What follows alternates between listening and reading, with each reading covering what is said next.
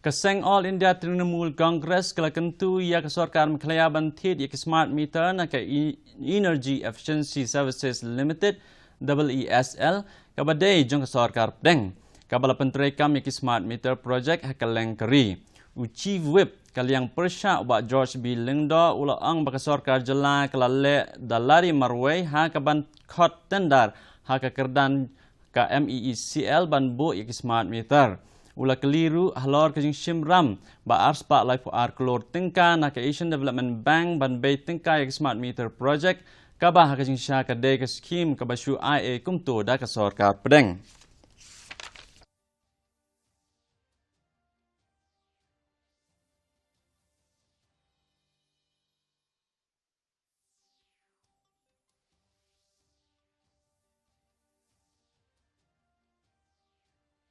The government had gone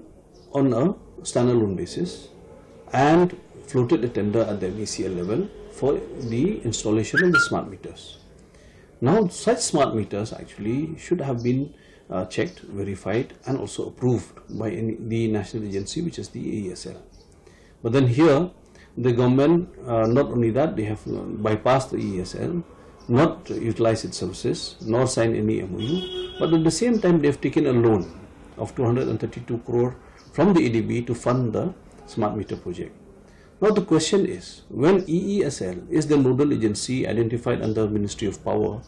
to ensure that the smart meters are installed across the country to bring in energy efficiency, why did the state government not opt for Eesl services?